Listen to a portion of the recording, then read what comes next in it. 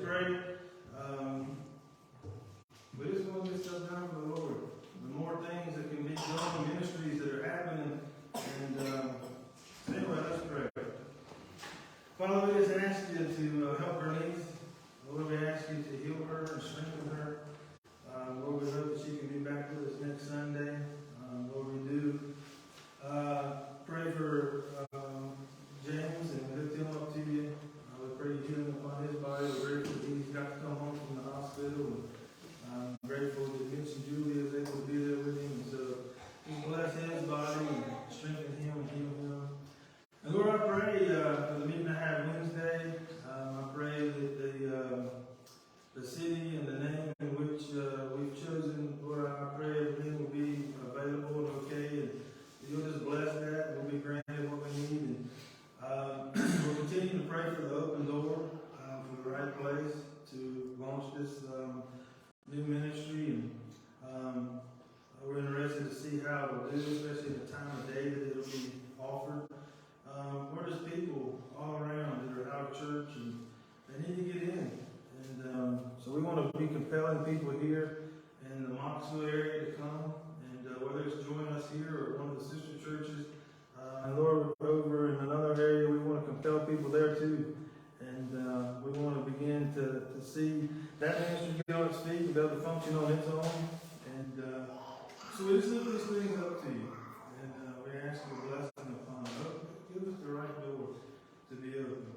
If it's a Seventh-day Adventist church there, so be it. If it's the Y we've talked to or one of the schools, then so be it. But we just ask you to just give us the right place. And so, Lord, then you can bless it. So, God, we just lift all these things up to you. And give this time to you as we give you your word in Jesus' name. Amen. All right. And just to clarify, that other church doesn't have anything to do with this church. There's no funds wherever it comes from here to go to it. It's its own entity. It doesn't have anything to do with this church other than people from this church are home. All right, Matthew 23. The title of the message is Blind Spots. You're driving down the interstate, right? And you're cruising on I-40. I go there often. Listen, my car knows I-40 well. I got to get my oil change the other day. As soon as I come in, the lady's like, "You're here all the time. You must drive a lot." I said, "Yeah, I do." And so now I'm driving anymore because of that other job. Yay! But hey, since I tripped my thing on trip A, I've gone 540 some miles, but my car says I've done it all at like 85 miles to the gallon. So, pretty cool. Has nothing to do with this. Alright, but blind spots. You're driving down the road. Now, today's technology, some of your cars probably have what my car has. It's a blessing, right? It lets you know something that's coming up into your what? Your blind spot. My little side mirror will start blinking at me. Let me know one's there. Didn't have it nowadays, did we? And so, how many times did you come close to hitting somebody or somebody come close to hitting you? Because you didn't see it, right? We don't see the blind spot, hence the name, right? It's blind. Well, what about in life?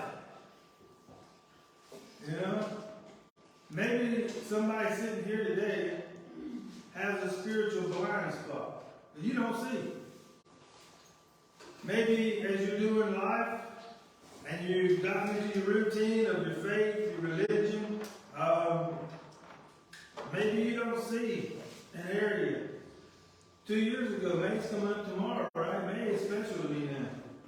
Because remember, Jason, you told me in my kitchen that one day, it's like you've been born again. And that's what it felt like. And so May's special to me now because 2 years ago in May was when God broke through into my kitchen and just absolutely just had his way with me. He showed me a blind spot. He showed me you don't love me like you think you do.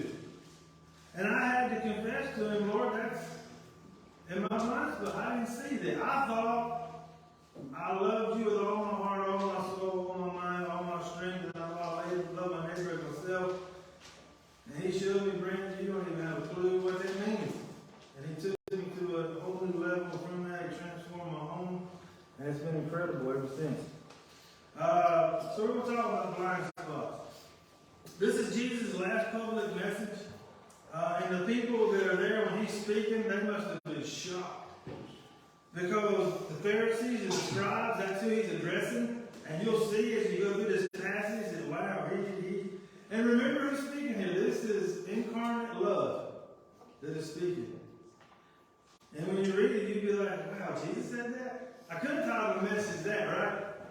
He said that. What he said. That should have been the title of the message. What he said. But I'm just repeating what he said. But he says this to the Pharisees, and the people there had to be shocked because they viewed the Pharisees and the scribes as people of righteousness. Somebody tell me what Matthew 5:20 says. But unless your righteousness, say it loud. Exceeds that of the Pharisees. Unless your righteousness exceeds that of the Pharisees, you won't have any part of the kingdom of God. These people thought they were righteous. Now there's about 6,000 Pharisees. Their name means separated ones. And so they're separating themselves from everything unclean. In the Talmud, which is, you can look it up on your own, there's a lot of information on it. It's where they compile all these writings of their laws and all this stuff, and the Mishnah and all that. I had no clue how much was in it, but it is a ton of information. I gotta get to it here. The Talmud, 63 treaties, 2,711 double-sided folios. And you say, what's a folio? That's what I had to say. So I looked that up. A folio is a large book in which printed sheets are folded in half only once, creating a double-sided leaves. 2,711 of those. So anyway, they had lots of rules and regulations. But in that, it also gave 7 different kinds of Pharisees. I'm going to run through these real quickly. You'll see them in our thing. The shoulder Pharisee. He obeyed the law. He wanted to be seen by men. The wait a little Pharisee. He spoke, but he didn't do. And so, I'll speak. You do it. Not so much me. The bruised and bleeding Pharisees. They wouldn't even talk to women in public, not even their mothers or sisters. And so they walked with their eyes closed. It was heaven forbid if I happened to see a woman. So if you're walking with your eyes closed, what are you going to do? Bruises. Yeah. Hey, I was a bruised and bleeding Pharisee that night in my house when we were doing that fire. I'm walking and I hit that picnic table, and my shin was bruised and bleeding. Because I couldn't see. That's how they would do. Just hold on. Can you imagine going to Myrtle Beach as a bruised and bleeding Pharisee? Good luck going down the beach, folks. They wouldn't go to the beach. Anyway, the humpback, tumbling Pharisee. They were so humble, they would walk humpback because, I'm just so humble. I can't even stand up straight. I'm too humble. But they didn't even pick their feet up. So they're so humble, they just walk like this, and so they tripped over stuff and fall down. So they were called the humpback tumbling Pharisee. They were reckoning compounding Pharisee. They were forever reckoning up their own good deeds, compounding all this together and believing that put God in their debt. And so I kept tally of all the good deeds they've done. The timid or fearing Pharisee, always cleaning the outside of a cup or platter. Oh, heaven forbid, it might have something that touched it, it's unclean. And so they're so afraid, that, I touched that. I don't know who else touched it. And so they're always in fear. And timid. The God-fearing Pharisee, though, there was some of these. He was the Pharisee who really and truly loved God and found his delight in obedience to the law of God, however difficult that might be. Paul might have fit more in that category. Remember what Paul said about himself? What I did in ignorance. I really thought I was pleasing God. And so I think Paul had a heart that really wanted to please God. And I think that's probably why God manifested itself to him through Jesus. All right, let's get into this. Number 1, if you're taking notes, they made religion a burden. Look at 1 through 4. They made religion a burden. Chapter 23, 1 through 4. Jesus speaks to the multitudes and his disciples, saying, the scribes and the Pharisees sit in Moses' seat. Therefore, whatever they tell you, observe and do. But don't do according to the works, for they say and do not do. And so, real quick, Moses was a person of authority, so for them to sit in Moses' seat, they were people of authority. They were religious leaders. And God, remember the parables Jesus gave? I gave you the vineyard. You were to take care of it. And they didn't do their job. And so they were these people that had this authority. And they're supposed to be leading the people spiritually. So as long as they did teach them what Moses did say, Jesus is right in telling them observe it and do it. But unfortunately for them, like I said, they got all these things of old traditions and all they added onto it. They don't even do it themselves. And he said, hey, that stuff, like remember they came to Jesus and tried to get him on things? And he's like, look, I don't follow your vain traditions. So anyway, verse 4, they bind heavy burdens, hard to bear. They lay them on men's shoulders, but they themselves will not move them with one of their fingers.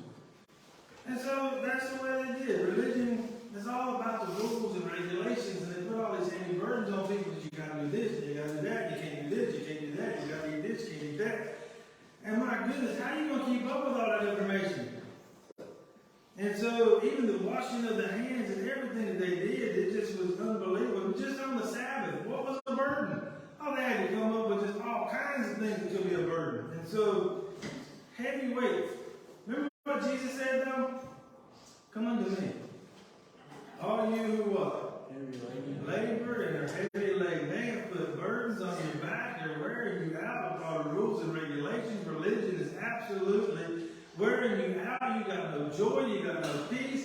Your life is not at rest. Come to me. Take my yoke upon you, because my yoke is what? Easy. And my burden is light. It's a whole different way of approaching religion. Just, oh my goodness, how it's just wearing people out. You got people out here that are anti-God and stuff, but say, I hate religion. Well, I do too. It just wears people out. But I love Jesus. And I love having a relationship with him. But religion, oh my goodness, the things have been done in the name of religion. But Jesus, isn't that wonderful to sing that song? Oh, there's something about that name. And so that's what we want to teach people. We're not going to try to put heavy burdens on people. That's why remember I told you about the guy that went to the church when I was at Harmony, and the deacon told him, and when he came in, and the guy had long hair, you need to cut that hair. He was a barber. You come to my shop, I'll cut your hair. And the guy never came back to church and said he's never going back to church. Why? Because that guy was going to put a rule and regulation on us. See, to be a Christian and go to church, especially to come to this church, well, you need to cut your hair. Because we don't have long hair people in here. So that guy went back to church. What if that guy just would have received him and said, man, welcome. We're so glad you're here. Man, we hope God speaks to you this morning. And when he's leaving after the service is over, thanks for coming. And man, we hope to see you again. He might have came back. He might still be in church. He might have raised his family in church. So here's some things that you can ask. Does it make wings to lift the man up, or is it dead weight to drag him down? Does it make a joy or depression? Is a man helped by his religion, or is he haunted by it? Does it carry him, or does he have to carry it? See, Jesus said, I'm going to make it to where life is easy for you. Just come and learn from me. Just spend time with me. See, Martha, all busy. Mary, she's just there at the feet learning. Jesus said, oh, Mary chose the good thing. Martha, you struggle with what really matters. But Mary, she's sitting here and she's learning. Church, just be that. Just sit at Jesus' feet and say, Jesus, teach me. Just teach me how to live. Teach me how to love. Teach me how to forgive. Teach me how to give. Teach me how to serve. Just teach me how to do life. Teach me how to worship in spirit and truth. Just teach me. And you know what? He will. And you just stay in with him and learn from him. It's not about the do's and don'ts of religion. Checking the boxes. So, number 2. They try to impress people with their religion. Let me get my thing on, right? That way I see you. Look at what it said. Verses 5 through 12. But all their works they do to be seen by men. They make their phylacteries broad and enlarge their borders of their tassels of their garments. So let's stop right there, phylactery. You know what that is? This is the best I could come up with for my phylactery. I was going to wrap electrical tape around my arm. Put the picture up, Amy. That little boy, that's it. He's got his phylacteries on. That's why I was going to electrical tape. It looks like electrical tape on it. But he's got his box on his head and he's got his box on his arm. You can see the guy in the background, he's got his box on his head. Go back to the little boy. See? He's being trained. He's got, you see the tape around his hand. He's got it on his arm, he's got it on his head. They took these boxes, they were like leather boxes. Some of them would have wood covered in leather. And so they take these passages, Exodus 13, 1 through 10, Exodus 13, 11 through 16, Deuteronomy 6, 4 through 9, and Deuteronomy 11, 13 through 21. They'll take those four passages and they have them in little bitty parchment, and they're inside that box. Now, the one on the arm is supposed to be just one box. All four of them's in there. The one on the head, if it's done the right way, it's supposed to have four little compartments, and each one of those verses in each one of them compartments. You look up those verses, and you'll see all of them say this similar thing. It talks about them being delivered from Egypt and all this, and you know, God, there's people, He's delivered them. They're to remember this. They're to tell it to their children, and they're to bind it on their what? They're to bind it on their hand and their forehead. And so these people take it literally. And so they're wearing boxes on their hands and forehead because, well, we're religious. We're the devout ones. And so not everybody else is walking around like that, but the devout ones are. And they want to be seen by the people that I am more devout than you. You see what he said? But you do this to be seen by men. They make their phylacteries broad. Oh, the most religious one, he's going to have the bigger one. And what's the bigger one get? Well, as soon as I got up here, did you not notice it? Yeah. As soon as I came around the corner and started talking to you two guys, did you not notice it? I was back there talking to him. Did the bear not come up to me and say, "What's that on your head?" What was I getting? Attention. I was getting attention. And everybody was noticing my phylactery. And I was proving to you that I'm more religious than you. I wear mine on my forehead. I wear one of mine on my arm. I'm not going through the motions. I'm going full 9. Because that's what he said in his word. And so Jesus said, "Guys, what's up?" He had the tassels. Remember, the lady comes up behind Jesus and grabs the hem of his garment. I believe she grabbed the tassels. But Jesus wasn't wearing it for a show. He wasn't trying to make his longer than other people to get attention. But he was a Jewish rabbi. He was a religious leader. He says there in verse 6, "You love the best places at the feast." I'll take my phylactery off, so I'm not trying to be more religious than you. Let's come to the same level, right? Because that's what Jesus teaches you. Is this not our churches? Are there not people walking around in our churches today as though I am super religious man? And it reeks of it. It's with us today.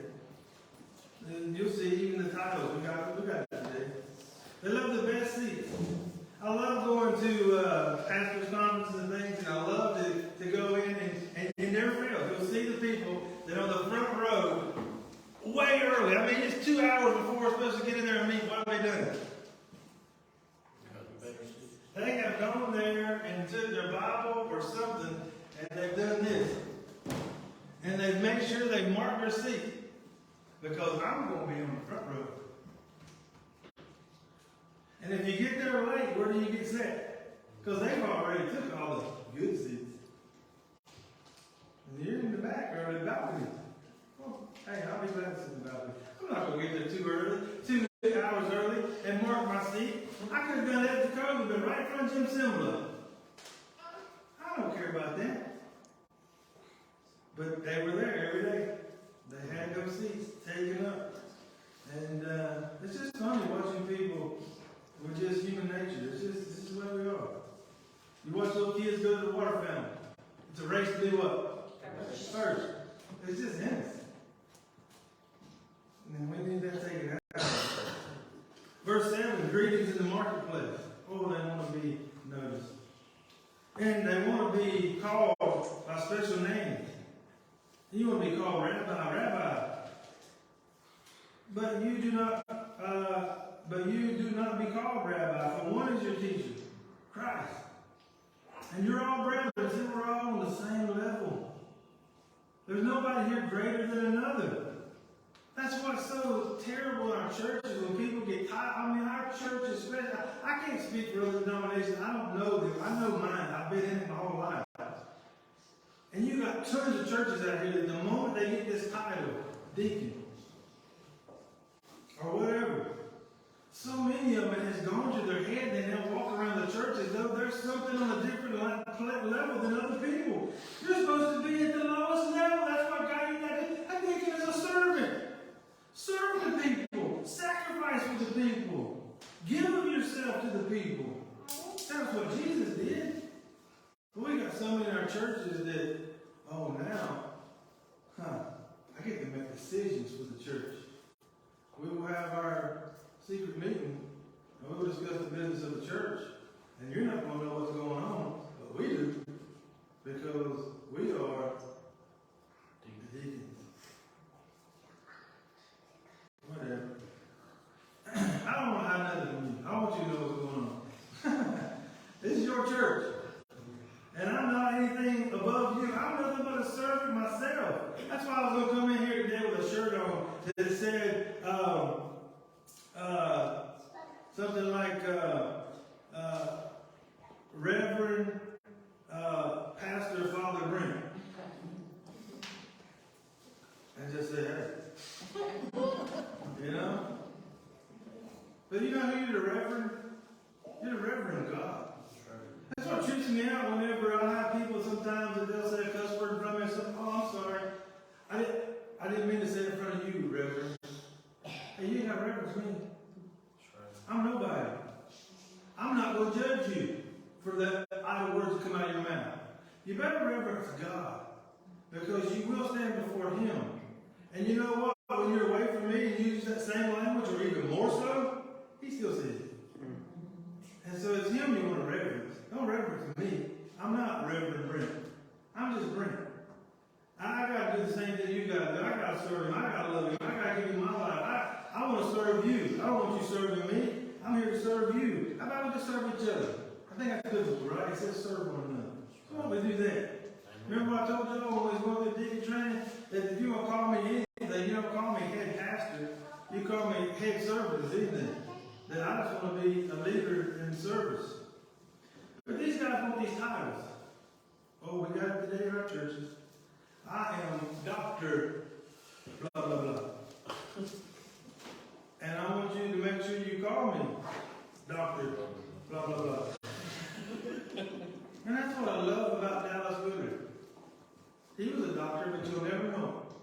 Never did they call him doctor. Nobody. And he said if somebody ever called him doctor, he said, hey, I'm no different than you. The doctor degree I got, it won't do you any good. I can't fix you. And so he never wanted to be called doctor. He just wanted to be called Dallas. What a wonderful thing. He says, you want to be called all these names. Don't call anybody that but Jesus. And it goes on, we think about this in your Catholic Church. Look what he goes on to say. Verse 9, don't call anyone on earth your Father, for one is your Father who is in heaven. Oh, Holy Father. Oh my goodness, to take that position and be called Holy Father, I wouldn't want that. That's the title that goes to God. Now, Lyman calls me Father sometimes, but he's not doing that in a spiritual sense. That's fine. I am his earthly father. But in a spiritual sense, like Paul said, remember my son Timothy, but I don't think Timothy ever called him Father Paul. And as I, the spiritual leader, some of you don't call me Father,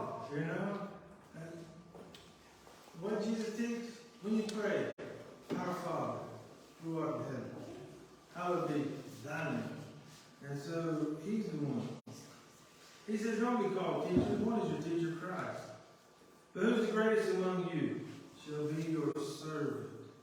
And whoever exalts himself shall be made humble, and he who humbles himself will be exalted. And are teaching us to be these humble servants. And these guys weren't that. Remember the Pharisee out in the street praying to be seen? I mean, they'd speak out loud to get attention. Oh, Father God in heaven above. Then they'll start to go through all their scriptures. Remember the sinner over there beating his chest? Father, God, forgive me a sinner. Remember what Jesus said? That's the one God's hearing. Not that guy who's putting on the show. How many people don't come to prayer meetings, I wonder, because of the Pharisaical praying that's going on in churches? Oh, bless God, our Father who is in heaven. Thy name, thy kingdom, oh, come, oh, God, oh, bless God, oh, hallelujah, oh, John 3:16, oh, Romans 10:9, oh, John 14:6, oh. And other people sitting there like, oh my gosh, I can't fit in this group. He just quoted the whole Bible. I can't pray. Or they prayed so long, I was like, oh my God, it's never going to end. What did Jesus say in the Sermon on the Mount? You won't be heard by your many words. And so, hey, that's why deep down I've been trying to get people to say, hey, pray for this topic. Hey, pray for this topic. Hey, pray for that topic. Why? Let's just get to the point. What do we need? God, we need this. So, help us. All right, number 3. They shut the door to the kingdom. Look at what verse 13 says. But what do you, scribes and Pharisees, hypocrites? Now he gets into these woes. Woe is it's a form of anger, but it's an anger with sorrow with it. You'll see at the end of the chapter, Jesus is sorrowful when he's speaking to these people. His heart's broken over what's going on in the nation of Israel and the state that it's in spiritually. And so he said to them, woe to you, scribes and Pharisees. I think you got 8 woes coming up, and you got 7 hypocrites. And he keeps repeating this. Woe to you, scribes and Pharisees, hypocrites. The Greek word hypocrite, you know what it means. Obviously, you would say an actor when he puts on a show. Here's, a good definition of it. One who puts on an external show while inwardly his thoughts and feelings are very different. Our churches are full of that. They'll come to church and they'll put on a show. Outwardly. Where inwardly, they are nothing near what they are showing at church. Nothing near. In their home, oh, you see the real person. I've not seen a lot of outbursts of anger here, but I wonder how much it took in place away in home. I haven't heard, certain disrespectful things here, words and all, but how much is away at home? But that's where the real thing is happening. He's watching that. The true you. But they were hypocrites. They put on the show. He says, you shut up the kingdom of heaven against you. For you neither go yourselves, you're not getting in. Oh, that's a sting one. He's telling these people, you're not going to heaven. You're not getting in. He said, you're not getting in, and for you neither go yourselves, nor do you allow those who are entering to go in. You got people, Jesus is saying, who are trying to get in. They would like to get in, but you're hindering them from getting in. Because you're putting all these heavy burdens on them. And they're walking away from it, saying, I can't do this. And that's why he shows up on the scene and says, come to me. I won't put the burdens on you. Matter of fact, I'm going to take the load off. Remember what Peter taught? Cast your what before the Lord? Cast your cares unto me, because I care for you. So he wants to carry the load. Let's let him. Let's let him carry it. There was an unwritten saying of Jesus, the key of the kingdom they hid. Whether or not he ever said that, I don't know. But he said it right here in such words that you shut the door to the kingdom. I wonder if that guy that day that says you need to cut your hair, I wonder if he shut the door to the kingdom on that guy. I wonder if he shut. Remember Brian Point, Cindy? Can I come to church wearing jeans? See, she won't come to church. But I wonder when she maybe did go to church. I wonder if somebody shut the door to the kingdom on her. Because I wonder if she got scolded for wearing jeans. I don't know. Let's take a minute to pray for her, because I'm about to try to visit her this week. And we're going to ask her if she'll let us cater a Mother's Day meal for her and her family. And then we'll fix it, take it to her, and bless them with the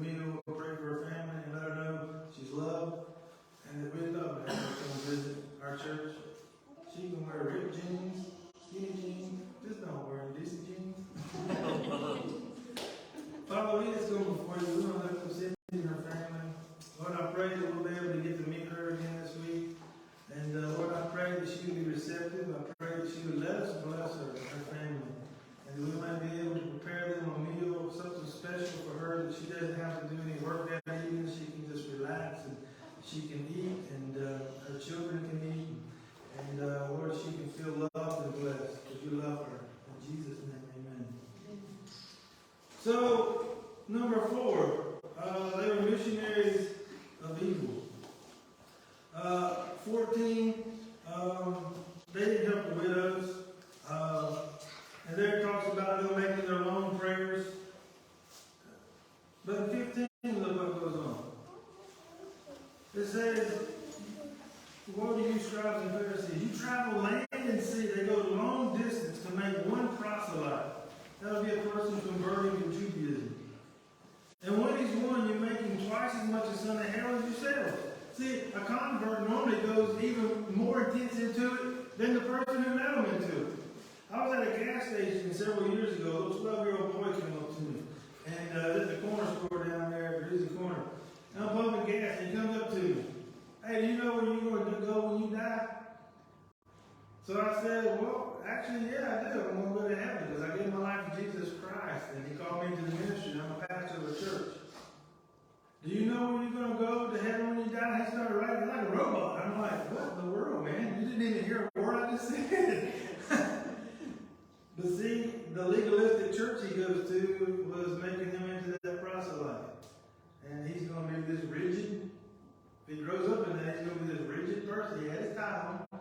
So, I guess that would be their phylacteries. And so he's showing himself to be holy. We run into him out there at Rowan Point, don't we? They'll be in their ties. And dressed up as heck. You can't knock on the door without a tie. They need to know you're a religious person. I want to know I'm a real person. That I just happen to love Jesus, and they can love Jesus too, and they too can be a real person. That's what the world's looking for. That's what Jesus basically is saying in this passage. They don't want, the world's not looking for this rigid religious system. They're looking for people who just love God and are real, and have let God change their life, and they're living it out before them as light and salt to the earth. And that's what he's after. Listen to this. A guy named Criminal, he said this. He said, I speak as a Christian. God is my father. The church is my mother. Christian is my name. And then he goes on and he says, why go on and add Anglican, Episcopalian, Protestant, Presbyterian, Methodist, Congregational, Baptist, and so on and so on. He said these terms are divisive, sectarian, narrow. They shrivel up one's soul. I like that. He said, my name is Christian. Christian is my name. I like that. I'll go a step further. Disciple is my name. I want to be a disciple of Jesus Christ. One who's just learning from him how to live and how to love God and how to serve God and how to reach out to other people and love my neighbor as myself. But they were evil missionaries. How about we be good ones? To reach out to people and actually bring the real love of God to them, not these rules and regulations. Number 5, the Pharisees were masters of evasion. 16 to 22 says, you blind guides. The people probably chuckled when he said that. You swear by the temple.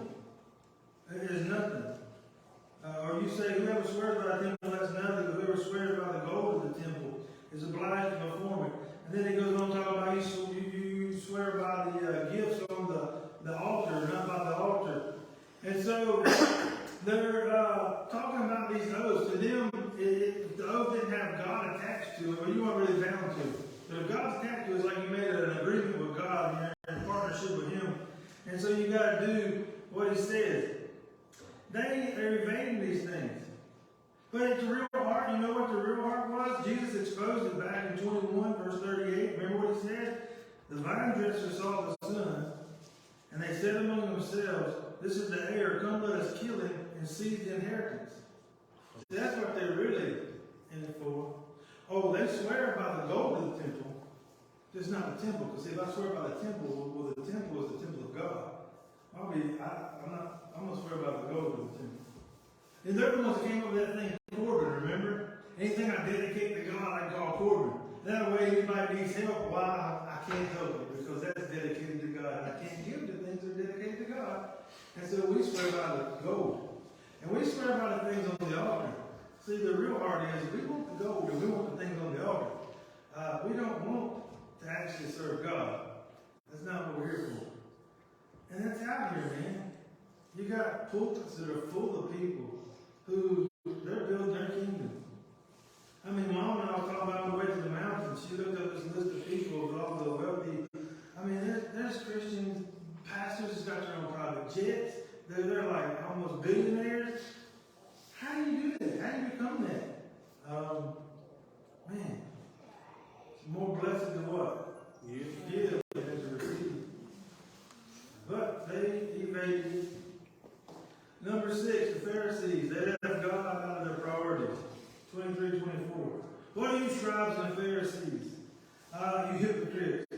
For you pay tithe of mint and anise and cumin. I mean, they're going all to the 9, man. I mean, they didn't have to do their spices. But they're even, I got a little pinch of spice here. I got to put to the side. Because we got to be rigid in our tithing laws here. So Jesus is not teaching here about tithing. He's actually criticizing them for what they're doing and how rigid they are in their tithing. And the church isn't started yet, is it? So if you want to learn your doctrine for church, you can go and study church doctrine. That comes in Paul's writings. So you read 2 Corinthians 8 and 9, Paul teaches about the way the church gives. And it's not this measuring out. Ooh, I got to be specific about the amount I give.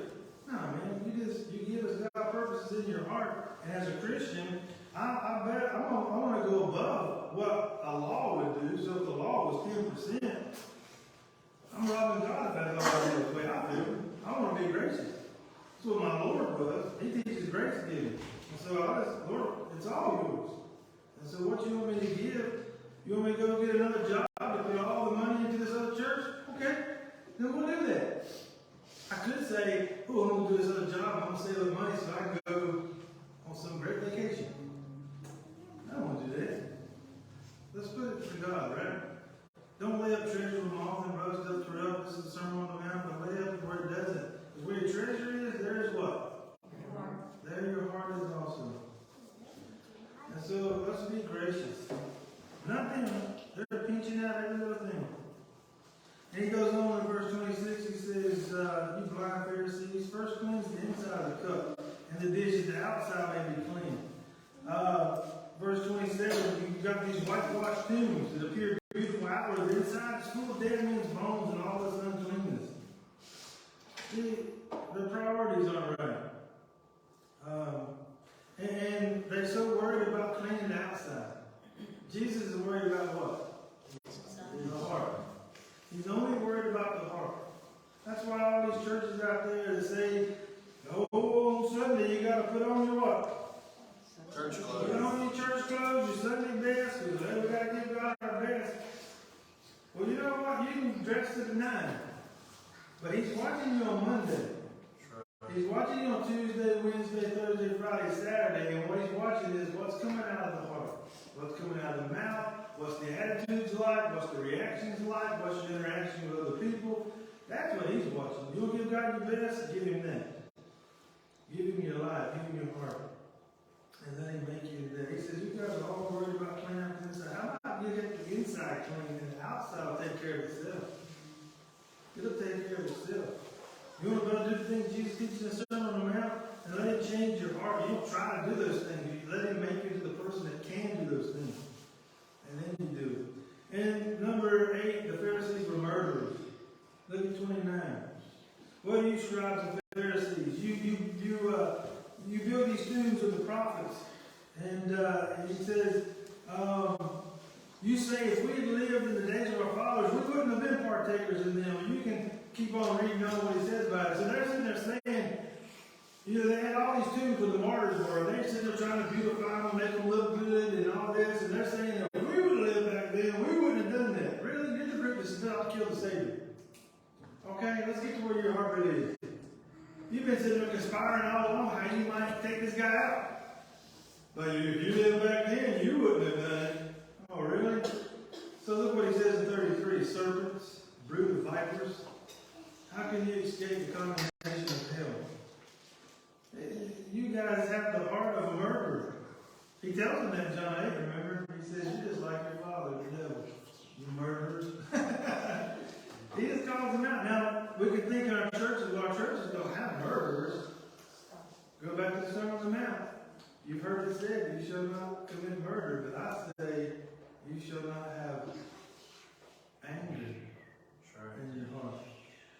Oh, there's been lots of angry Christians. And this group here, man, you study through the book of Acts, and you see this group all the time popping up, doing exactly what Jesus said to them. He says in 34 that some of you will kill the scourge in your synagogues, and you will persecute from city to city. So the gospel is taken out in the book of Acts, and it's spreading. And everywhere it spreads, this happens. Verse 48 of chapter 13 of Acts, now when the Gentiles heard this, they were glad and glorified the word of the Lord, as many as had been appointed to eternal life believed. And the word of the Lord was being spread throughout the region. But the Jews stirred up the devout prominent women and the chief priests, and they began to make, and they drive them out of the cities. Exactly what Jesus said will happen. And then the last thing, Jesus' love was rejected. Man, how he loved him. Look at 37. He looks over to, he's at Jerusalem, he's saying, oh, Jerusalem, Jerusalem, the one who kills the prophets and stones those who are sent to her. How often I wanted to gather you, your children, as a hen gathers her chicks under her wings, but you were not willing. Man, he had such a love for them, but they rejected him. He came unto his own, but his own received him not. And you remember he said in those parables that because of that rejection, judgment's coming. And it is coming. He says, see, your house is left to you desolate. For I say to you, you shall see me no more, till you say, blessed is he who comes in the name of the Lord. They're rejecting him. The gospel's going on. And it's going to go to the Gentiles. But he said, you will see me, until he comes back. And he's going to come back. They're going to see him and get it in. So blind spots. If you got any of that in your religious life, let's let God change us in those areas. Let's just become the disciples of Jesus. That we love like he loved, serve like he served, and live like he lived. And not him say to us, woe unto you, hypocrites. Come lead us in closing song.